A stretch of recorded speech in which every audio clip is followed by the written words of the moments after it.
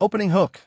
What if I told you one of the most anticipated films at this year's London Film Festival isn't about superheroes, dystopias, or Oscar bait drama, but a raw, intimate story about theater nerds, legacy, and a Hamlet performance that almost didn't happen? Yeah, you heard me right. And it's got Andrew Scott and Olivia Colman reuniting fresh off their Fleabag magic. Let's unpack why this film, Elsinore, might be the most fascinating project of the year. /in/in, so here's the quick setup.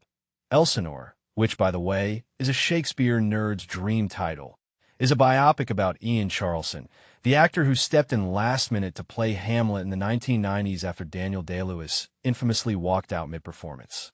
That detail alone is wild, right? I mean, how you just quit playing Hamlet? But the real story here isn't just about theatrical chaos. It's about resilience, art under pressure, and how a single performance can define a career cut tragically short by AIDS. /in now. Let's talk casting. Andrew Scott as Charleson? Perfect choice. Dude already played Hamlet on stage in 2017.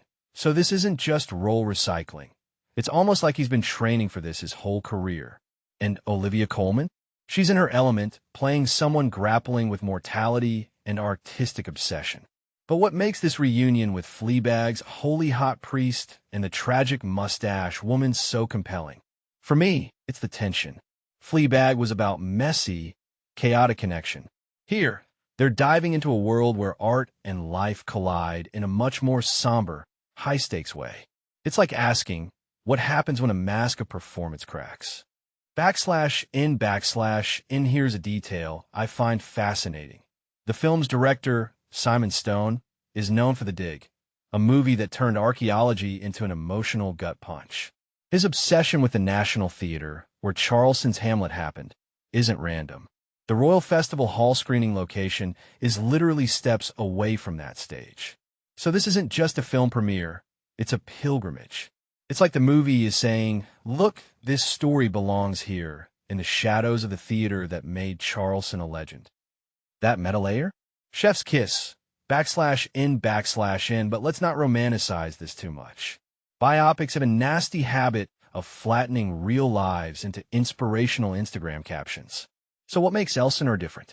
Well, the writer, Stephen Beresford, also did Pride, a film that balanced humor, heartbreak, and political urgency without feeling forced. If anyone can avoid the inspiration porn trap, it's him. And Beresford's focus on Charleson's final weeks? That's brave. Not the rise to fame arc everyone expects, but the quiet, messy reality of art created in the shadow of mortality.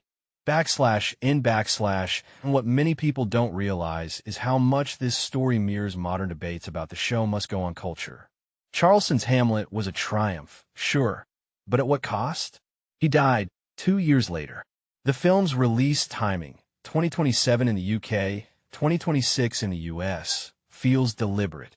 We're in an era where audiences are finally asking tough questions about labor, burnout, and who gets remembered in the arts. Is Elsinore just a tribute, or is it a critique? That's the tension keeping me hooked. /in, and then there's the cast. Billie Piper, Johnny Flynn, Luke Thompson. This is basically the Avengers of British stage actors. Thompson called it a love letter to theater. But let's be real, love letters can be messy. They can be obsessive, self-destructive, even delusional. If this film nails that duality, it'll resonate way beyond theater kids. Because isn't that what all great art does? It haunts you. It lingers. /in, so here's my closing thought. Why do we keep telling these stories about artists sacrificing themselves for their craft? Is it admiration? Guilt? A warning? Elsinore could have been a standard prestige drama, but with Stone directing, Beresford writing, and Scott and Colman digging into roles that blur art and life. This feels like a reckoning. And honestly, if it doesn't make me cry harder than the last 10 minutes of The Dig, I'll eat my hat. What do you think? Does this film have the power to change how we see legacy, or is it just another Oscar horse? Let me know in the comments.